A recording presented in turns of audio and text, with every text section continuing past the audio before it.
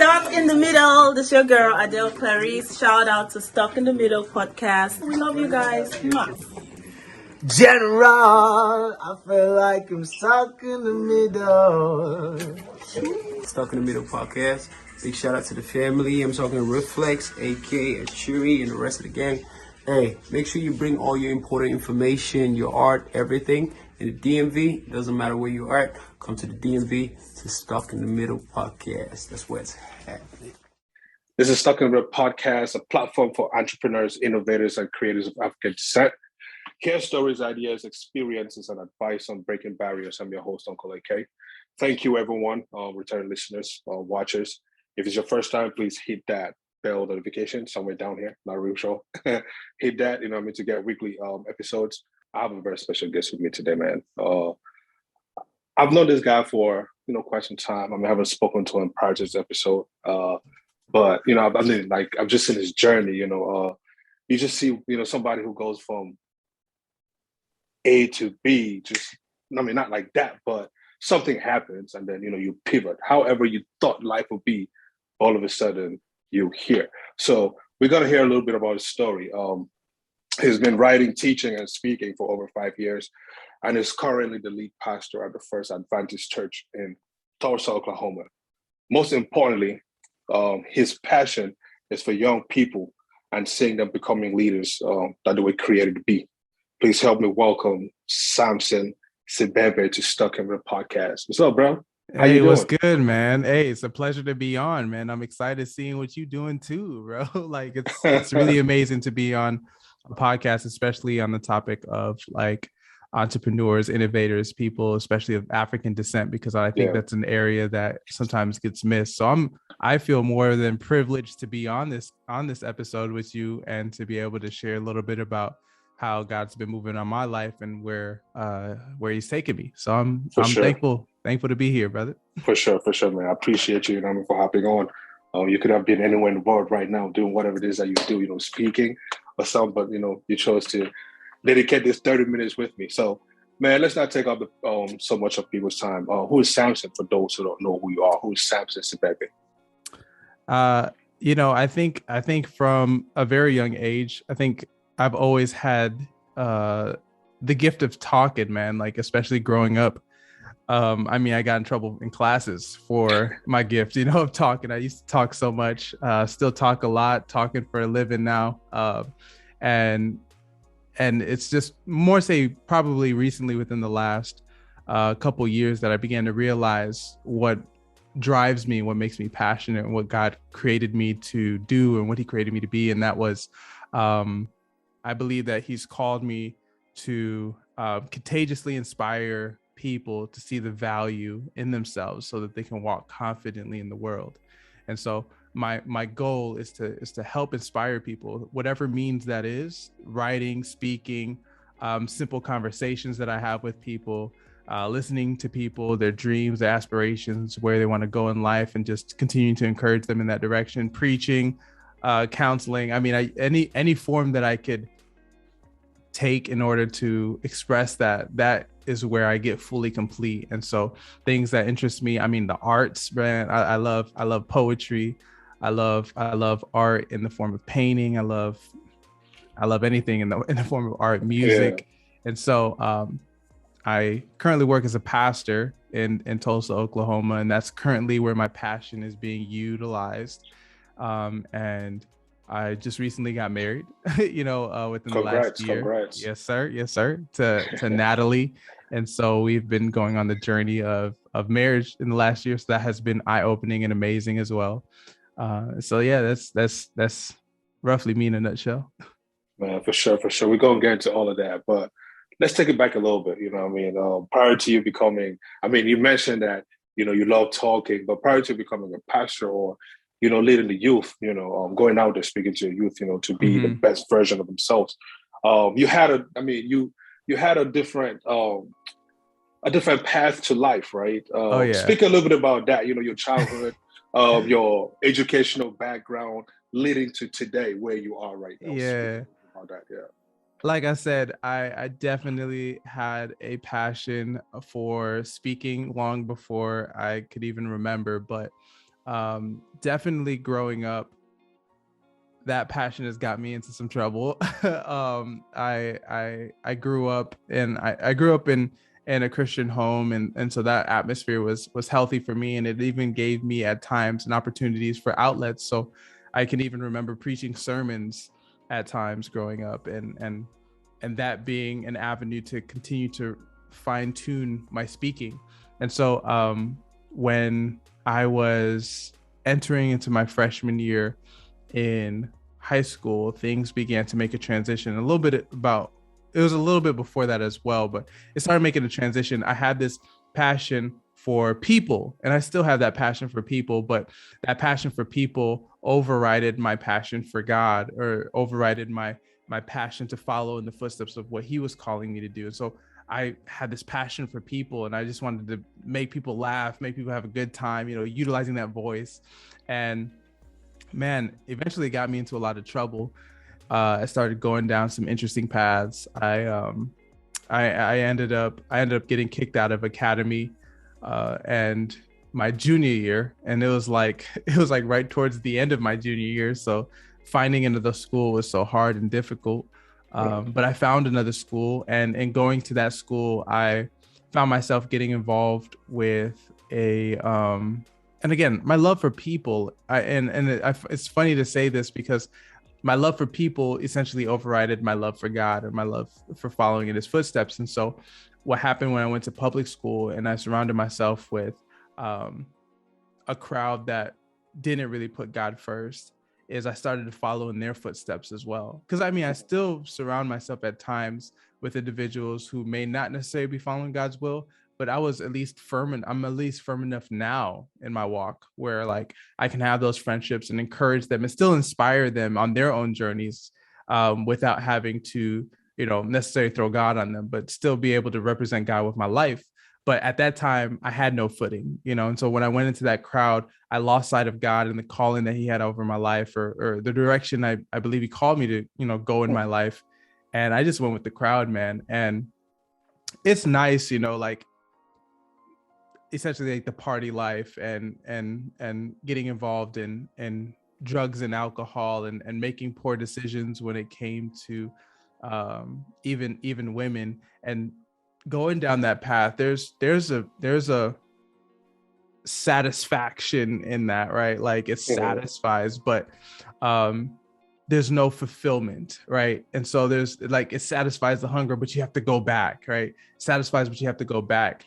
And when you really look at the human being, like some people may say we were created for pleasure. I think pleasure was created essentially for us, but I don't think the journey that any of us go down is necessarily to receive pleasure.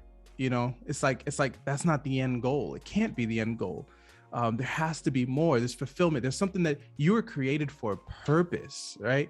Like you were brought to this earth for a purpose. Somebody needs to walk away from an encounter with you different, right? Like you're supposed to bring value to somebody. What that looks like, I think, is different for every person. Yeah. That's very true. You're hitting some points there. But at what point did you realize that, you know what? I don't think, God put me on this earth for this purpose, and you really found your calling. At what point did you say, nah, man, I can't be doing this no more. Let me pivot because I'm like not walking in my purpose. Yeah, when so my senior year, after I graduated my senior year. I entered into the summer, and coming into my first year in college, I was just planning to party and experience the college life to the max. Like I'm an all-out guy. I mean, that's how I've always been, how I still am. I'm all out guy. So I was like, man, I'm about to experience this college life. It's about to be amazing. And like going in the first 2 weeks, I had this like near-death experience, and it really just woke me up to so many questions. It woke me up to the thought of like, okay, is God real? Right? Like, because I would have seen him, right? Like that would have been the next thing I saw, right? Like God standing before him. What would I have said? And another question of like, why do I exist, or why am I here? Like, what's the meaning of life? It was just so many things that was hitting me in that near death moment where I was just like, maybe I should back off intoxicating myself and really focus in on that relationship with God. And so over the course of the next couple of months, that's what I tried to do. But I still was like hanging out with the same friends, still doing the same stuff, except I wasn't intoxicating myself. But after about, I don't know, maybe 3 months, I ended up falling back into it. And what was interesting was I was like, okay, since I already fell back into it, I might as well go all out now. But I had the same exact near-death experience take place. And I was all like, okay, God, I don't know what you're trying to say. I don't know what's going on. This is creepy. This is scary. I don't know what to do. And after that took place, I came to realize I really have to be serious about searching for him. And I was even talking to my parents and my dad. African fathers, man, they be snapping when they find out stuff. Like when my dad found out some of the stuff I was doing, he went off. I don't even remember what he said. He just said so much. But towards the end, he said something, and it always kind of stuck with me. He said, Samson, the people you surround yourself with, like if you're trying to get out of it, like if you're still surrounded, it's hard, it's difficult, it's impossible, like especially that's where you're surrounded. It's almost like, tell me who your friends are, I'll tell who you are. And I was like, okay, Dad, you're right. You got a point. Like I can resonate with that. But after that, I really started searching for God, and I like put away everything. Like it was a lock focus on God. And what's crazy or what's amazing about like really searching for God and eventually finding him is it's almost like you have this key and you like unlock this door after searching for so long for this door, and it gets open to you. And it's like, and then the whole time you realize that God has been in a search for you. Like, God has been on a search for us. Like, it's not just us finding God, it's God finding us. And when God finds us, when that moment hits and it clicks in our mind, like, God came and found me. Like, bro, you got purpose. Like, you're not just walking the earth for fun. You're not just doing stuff for fun. Like, it's fun. Don't get me wrong. It's cool. You enjoy stuff, but it's like, bro, you got purpose, man. Like God called you for something great, and you may not know what it is at that moment, but you know that it's something down the line. And so for me, the moment that I still remember being in my room and reading the word after like, it was boring for like 2-3 weeks, man, just sitting there reading the word, really trying to understand, saying, God, I'm searching for you with all my heart. Help me understand this stuff. At the end of that 2-3 week period, he showed himself on a different level. I couldn't say anything. I was like, this is real. Like he's real. Like he's God. Like it makes sense now. And the whole Bible even came to life. And so that really like sparked the journey, at least for me, on this recognition of purpose and recognition of who God is and where I fit in that picture.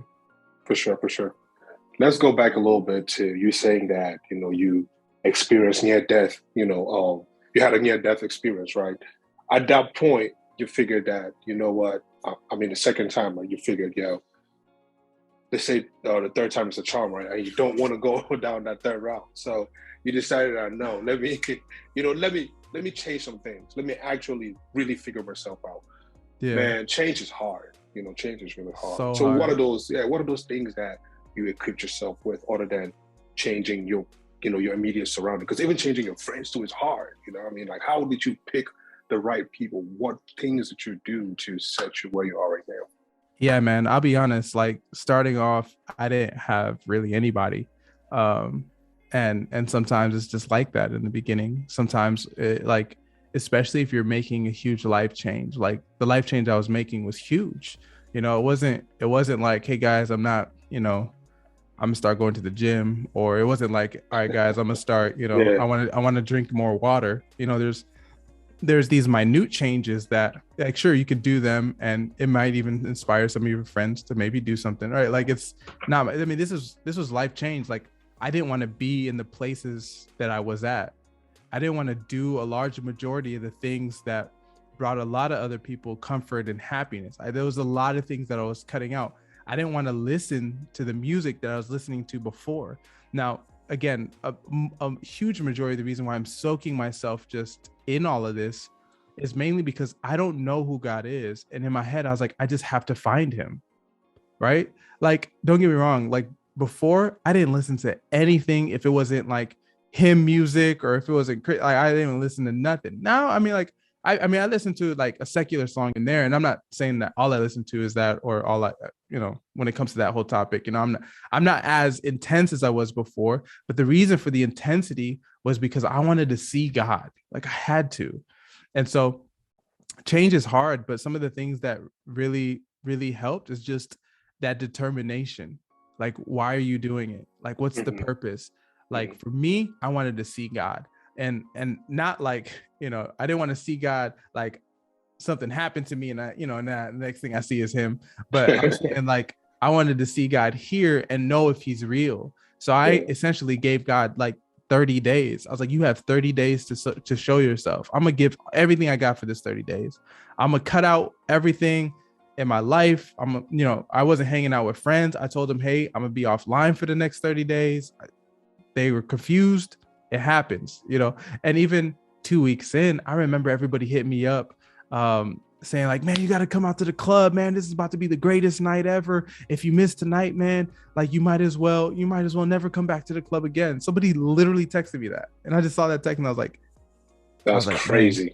I was like, if I don't go tonight, I might as well never go again. And I'm just sitting here like, man, that's I don't know if that's temptation or what that is, but like I knew I had to stay committed. I was all like, I'll go next month, but I gotta stay committed this month. And like, I think it all really boils down to knowing why are you doing it. Like if you go to the gym and you say, hey, I just want to go, why are you doing it? Like, hey, I want to start this bit. Why are you starting it? Like, what's the motive?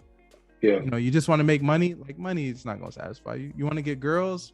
Girls aren't a strong enough reason. Oh, you want to be cool and popular. That motivation isn't going to get you through a hard and difficult moment. It's not, because something's going to come and sway you. It has to be something grander, something bigger. You're preaching right now, man. Listen, you're doing this for a living. What am I talking about? But listen. This is a perfect segue for me to ask you about More Than a Degree, right? You're the author of More Than a Degree. Man, a lot of, my little brother, shout out to Reflex, the host of, I know the host of Stuck in the Podcast as well. He's an author too. I see a lot of young folks these days, actually writing, man, and it's beautiful. It's beautiful to see you guys write, get into your thoughts, see what you're thinking, or see what you could, come up with. What made you come up with More Than a Degree? Matter of fact, let's go back a little bit. Why did you come up with the book? At what point did you figure, hey, I have a voice that, I could put in paper, in writing and, have people read this? At what point did you figure out, I could do this? Speak to the book. So I'll go back and I'll say, so I ended up going back to work as a dean at the school that kicked me out. Is a long story, right? Like, God, that's how God works, right? You get kicked out of a place, God's like, I'm gonna bring you back, and I'm gonna have them ask you to come back. So I ended up getting asked to come back to this school and work as a dean, like working with the boys in the dorm, and essentially as a dean, you're just a glorified babysitter. Essentially, like, you're a dad in the dorm. You're a person who people come to if they have issues, problems, whatever. Like, you help them, make sure they don't burn the place down. That's the main goal.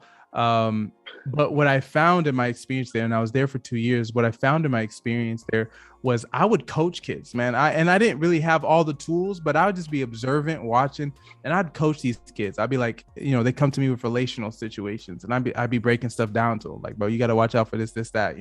I would have kids come with me with homework issues, problems. I'd be like, yo, you got to look out for this. Social problems, making friends. I give them the layout.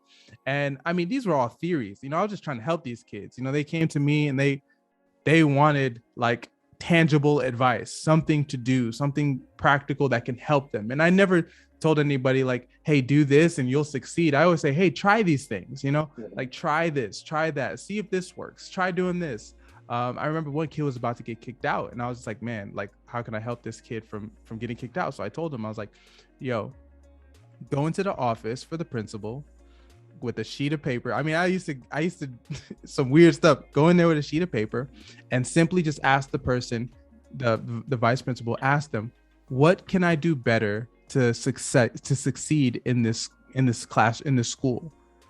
The person told them the things, and the student thought it was stupid, crazy. I mean, I didn't know if it would work, but Mhm. I mean, they had nothing else. So I ended up going into the office, and the vice principal told me the strangest thing happened. This person came in and said, "What can I do to be a good student?" and wrote everything down on a piece of paper. And I'm impressed. And the child ended up staying at the school. And so I'm just giving out this advice or these thoughts. These are all theories and stuff that I'm just sharing. But I get to the end of my experience, and I'm like, man, because this is a boarding academy, right? So it's like that feel. And I was sitting in the principal's office, and I was just telling them, I was like, man, after like my 2 years here, I feel like I know how to succeed in the college setting or in the high school setting, is what I was telling. I wish I could come back to this academy and just kill it, like just experience greatness. Like I was talking to him, and he told me, he's like, "Aren't you going to college?" And I was like, "Yeah, I'm going to college." He's like, "Well, you got an opportunity to apply it." And all of a sudden it got real, man. Like I'm like, okay, when I go to this university, like it's about to get serious, because I have these ideas in my head of how an individual can succeed, but I'm about to find out if it's actually works, And so when I went to the university, man, dude, I'm not gonna lie, I like, by God's grace, man, I thrived. Like I thrived like no other. Like I went to a class, I took Greek. Everybody's saying Greek was hard. I killed Greek, like murdered it. Like it was beautiful, right? Even when it came to socializing and connecting with people, I knew essentially, what to do. And so I was connecting with all these students, and I had a good network of friends, and it was awesome. And it only didn't stop there, but even 6 months later, mind you, I went to this school and I knew absolutely nobody, zero, no one. I came on that fresh. And after 6 months or 5 months, there were students who were telling me, like, man, you have to run for president, like for the student body. And I'm sitting there like, bro, I just got here. I don't even know what that means. I don't even know the responsibilities. But I ended up running for the position, and I ended up getting the position, and I ended up being extremely influential. I had staff and faculty there supporting me, helping me. And even today, man, like I come out of that experience, and the one thing that hit me in my head was like, yo, anybody can do that. Anybody can do that. And I saw the beauty of a college campus. Those friends I helped that were in situations, I gave advice, and it helped them and changed them. And I'm sitting here like, anybody can do this. Yeah. Like anybody can go to a college and experience so much where they come out and they can conquer the world. Like the mindset that I have coming out of college, bro, is like, yo, anything's possible, because God showed me in college that anything was possible in the college setting. And so if you can change a college, you can change a city. And if you can change a city, bro, you can change a state. If you can change a state, bro, it can go to the whole country and the whole world. And so I really believe that it really starts at universities. And if, a lot of people say, oh, the degree is not worth anything these days. And they're right. For a certain degree, like I'm not going to lie with them. I mean, they got some truth behind what they're saying. But to say that the college doesn't have benefits, they're missing out on so much. Yeah, that's true. That's true. So I guess that's where more than a degree comes in. Yeah. Speak a little bit about the book, what people should expect, from buying the book, and also highlight one key thing, people should get when they read the book. Yeah. To you, from you to them. Yeah.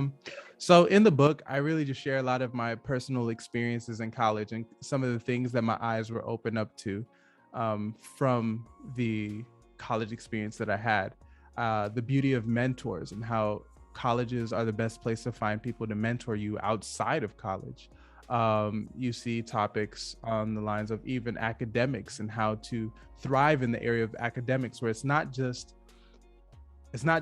head knowledge and stats and facts and whatnot, even though those things are good, but it's more of a practical approach to all of the material that you're learning and how to really apply it to what you want to do in your life or even hobbies or whatever. And so I talk about the importance of engagement. I talk about the importance of connecting with students on the campus and learning how to communicate, because something that I believe may soon become a lost art is just the simple act of communicating, like Thanks. effectively, right? Like learning Thanks. how to have conversations, learning how to approach strangers and have conversations with strangers. What other place could you go to in the world where you can go and meet absolute strangers every day and have the perfect setting to not have it be awkward?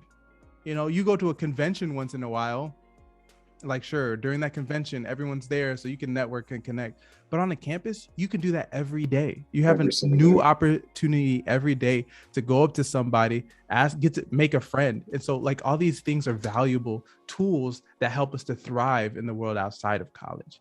You learn how to take risks, to experiment. If there's something that is in your head, why not bring it to life on a college campus? You can easily do that. You have the connections and networks, and you don't have to utilize your own resources.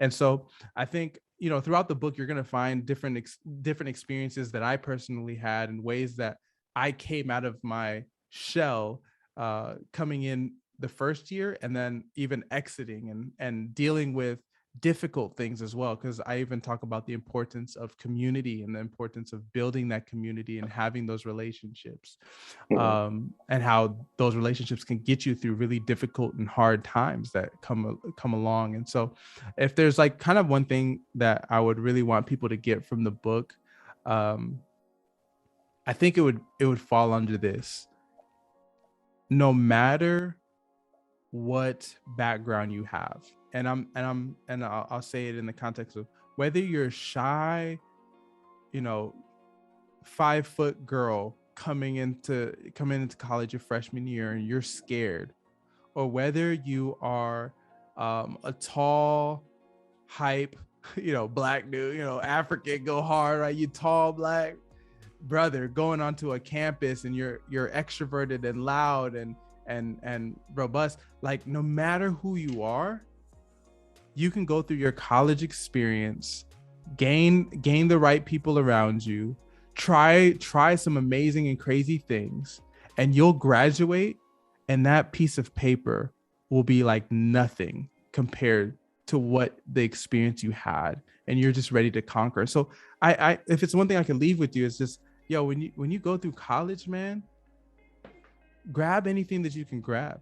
Literally grab anything that you can grab other than the classroom paper, whatever. Like grab everything, grab experiences, try things, join clubs, do things, just grab stuff, man, because all of that's going to equip you. It's going to bring you into rooms that you would have never been in before. It's going to give you mentors that you didn't even know existed. And then when you go onto the work field, you're going to have connections that you never thought you had because of the experiences you had in college. And yeah, nah, man, I say just grab everything you can grab in college. Yeah. Everything.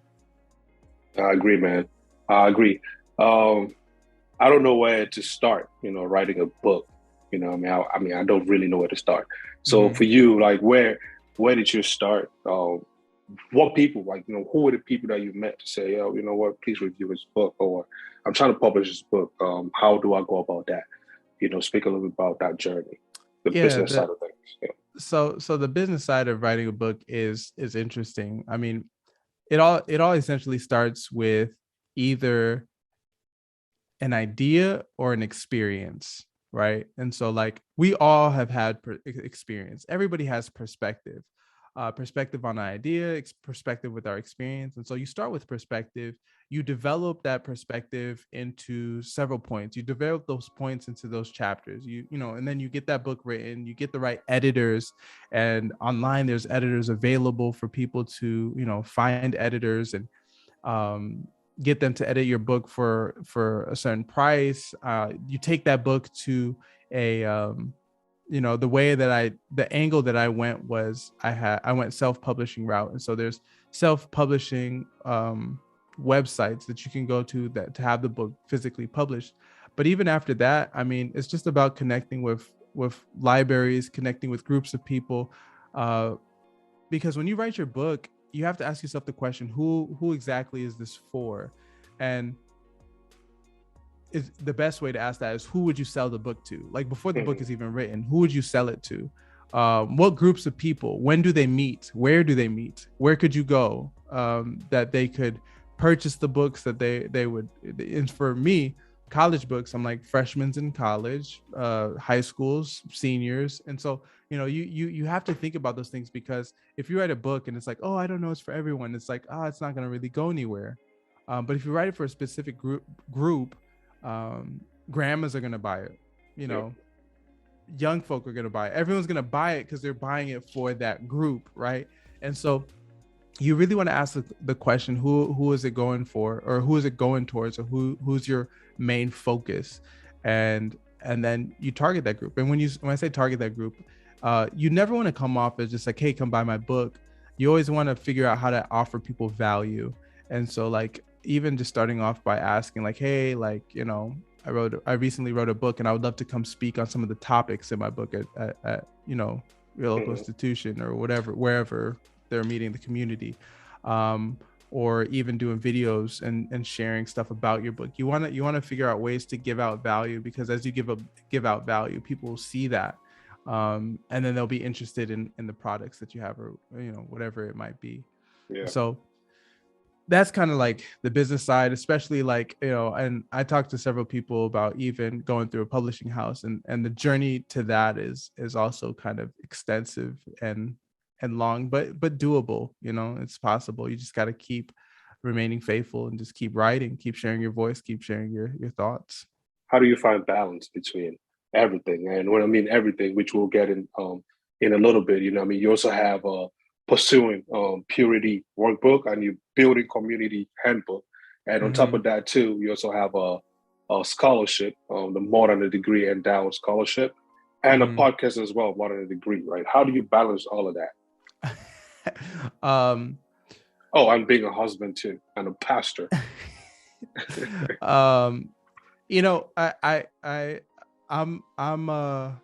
a big guy on intense focusing, and I don't even know if that's a thing or not, but that's what I call it. I call it just intense focusing. It's the way I try to get things done. And so it's not like time blocking, but it's kind of like time blocking. First, let me start off by saying I do not have anything perfect. I be struggling just like any other brother out here, man. It's tough, like really getting a grip on it.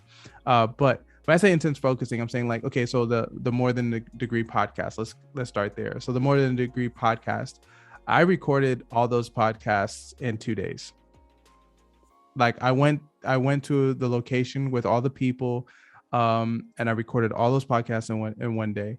I plan on, so that was one strip of podcast, so that is available for people to listen to right now. And I let them out, kind of over time.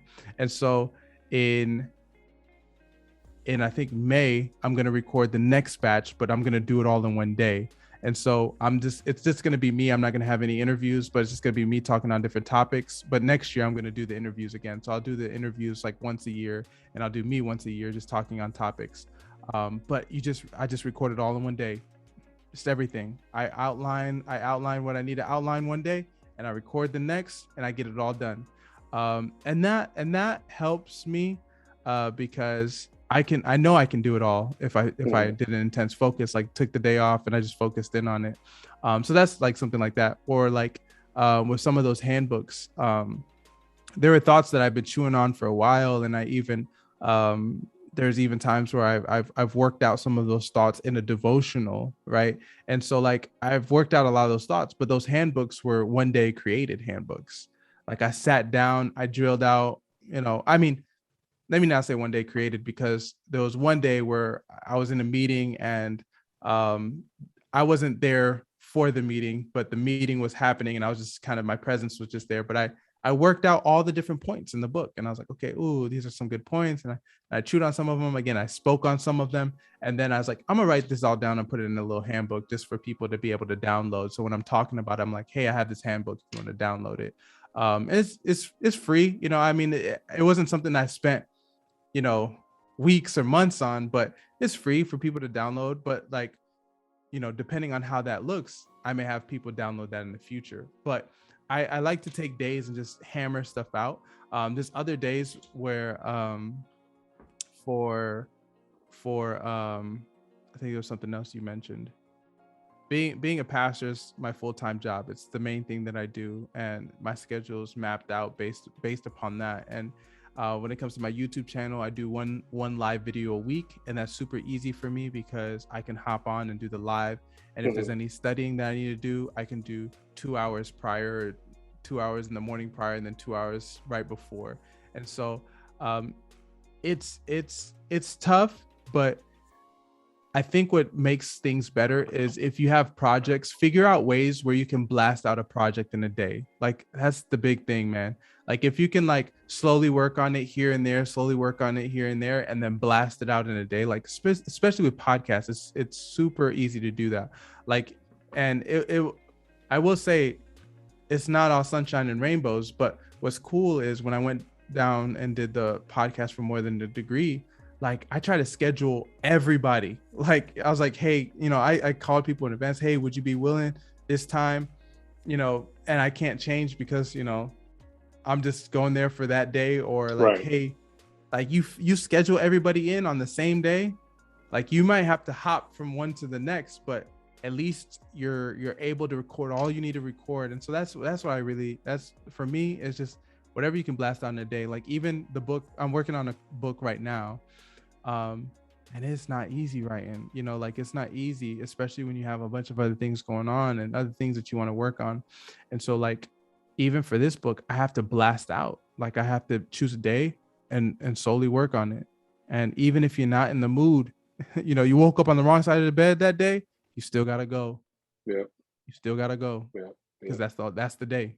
Yeah. Man, let me ask you this, right?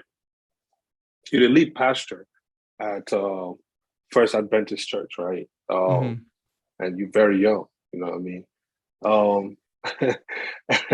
Hey, how do you talk to the older folks there, man, and It's they hard.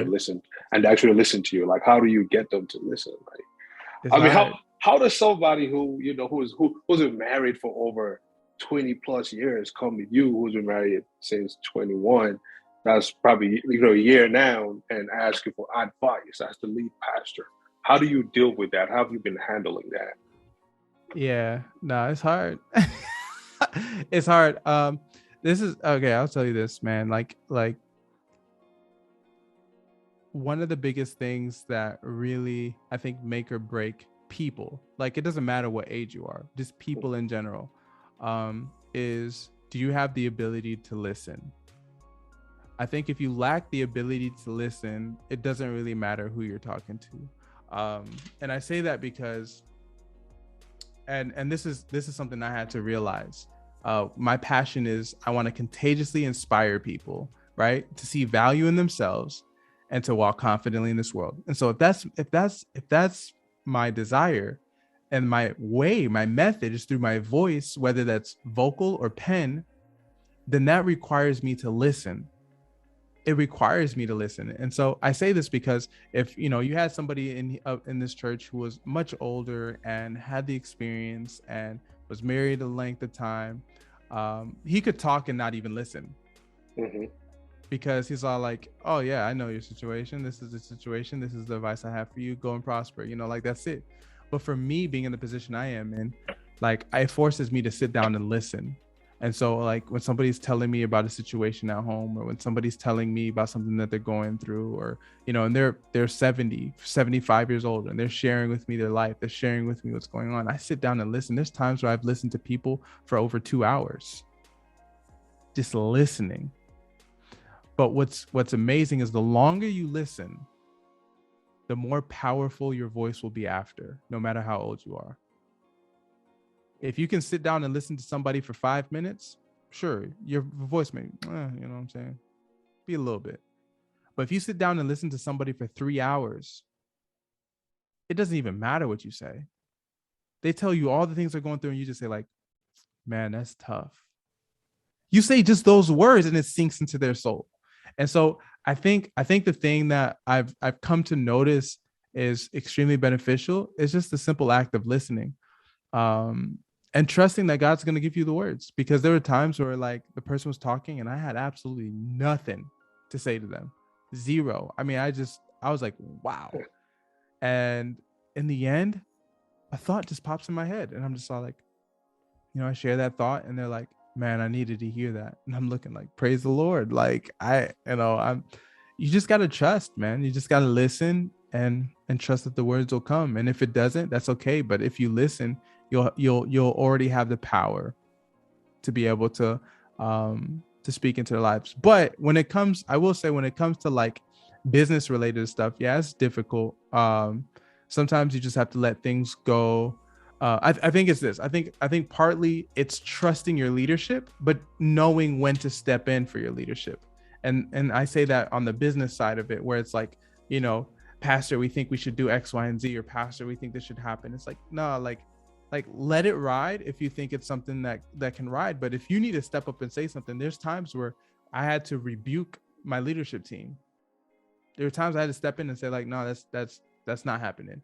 And if you learn how to step in and rebuke in those times, I do believe it gains a little bit of respect. The saying like, oh, this guy is the pastor. He is, the leader here, and he is, placed here by God, and they recognize that.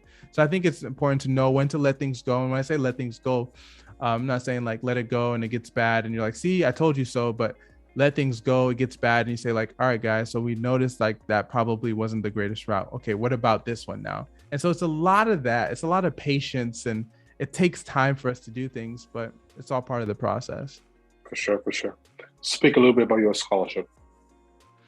So the scholarship. So I'll start off by saying, when I was at Southwestern, I had a lot of jobs on campus. And it's one of the things I talk about, getting a job on campus. It gets you connections on campus, and it gets you on the in and on the know. And so one of the jobs that I had was I worked in the advancement department, and that worked with the development office. And that included the individual that worked with all the scholarships at the school. And I just remember one day just being like, man, I want to have a scholarship one day. Like one day I want to do the whole scholarship thing. That's so powerful, so awesome. It's amazing. I want to be a part of that world. And in my head, I envisioned like I got to be a millionaire or something, or close to a millionaire in order for that to happen. But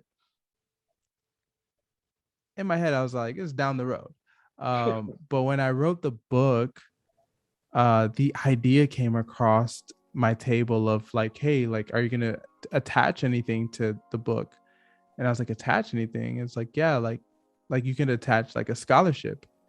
And what's cool is they have scholarships where you have a set amount of money and you put it there, and then when it's gone, it's gone. But then they have something called an endowment, where like when you set that money in, it's a larger amount of money, but when you set that money in, you have scholarships for life as long as that endowment's there.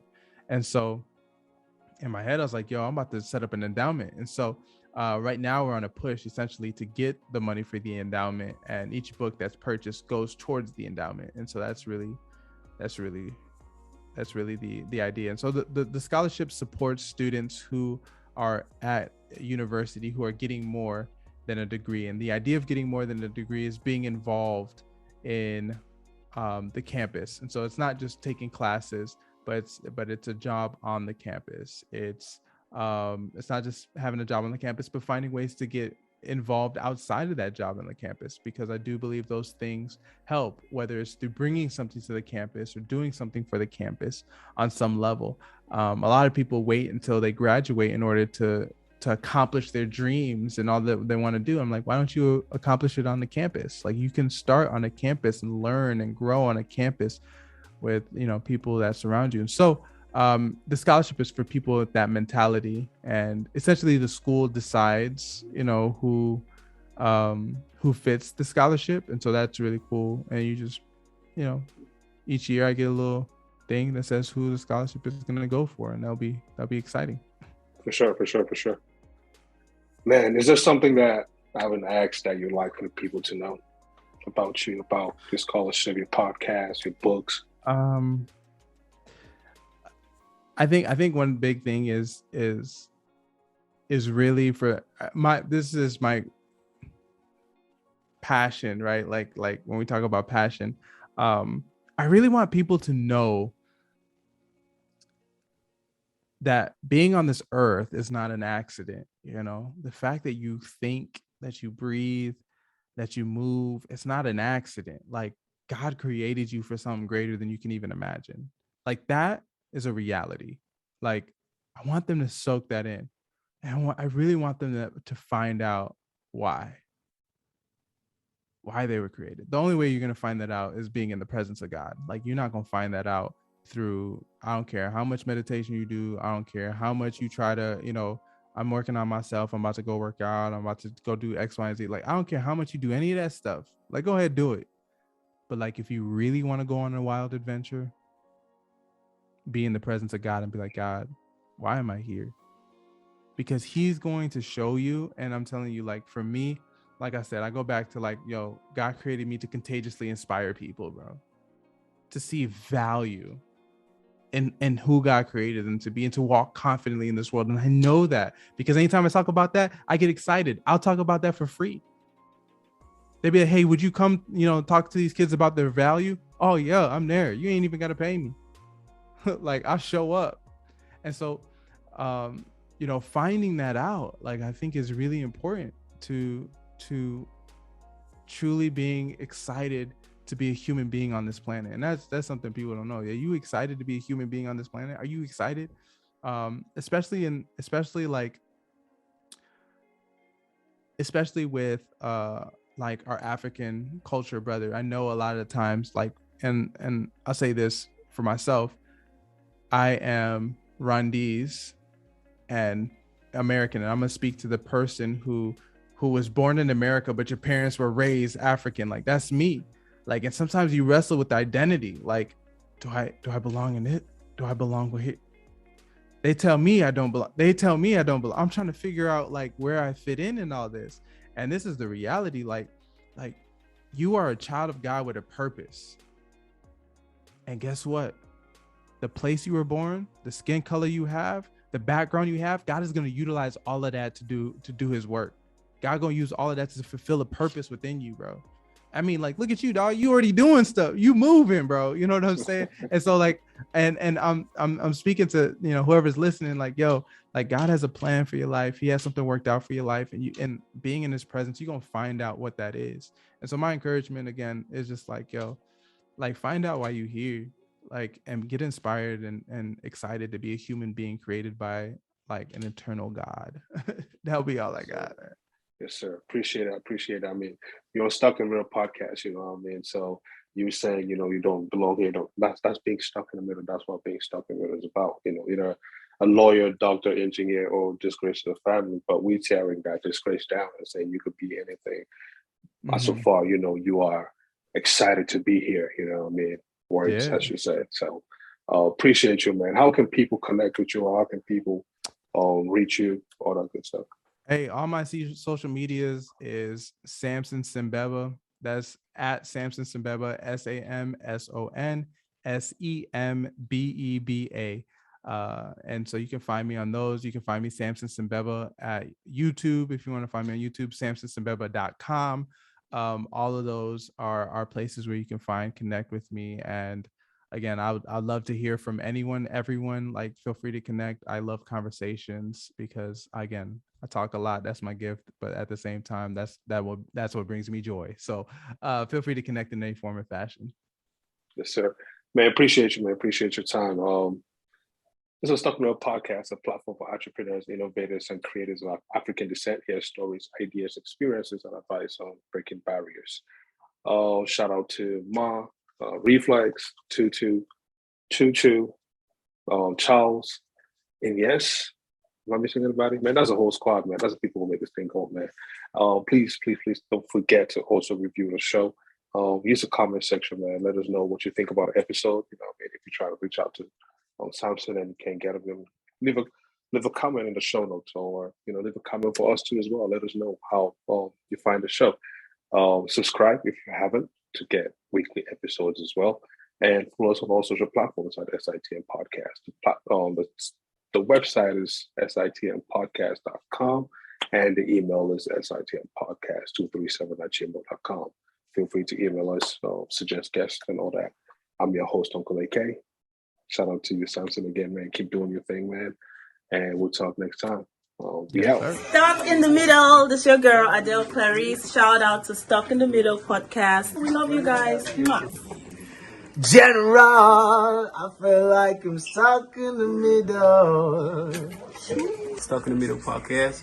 Big shout out to the family. I'm talking Reflex, aka Achuri, and the rest of the gang. Hey, make sure you bring all your important information, your art, everything in the DMV. Doesn't matter where you are at. Come to the DMV to Stuck in the Middle podcast. That's where it's at.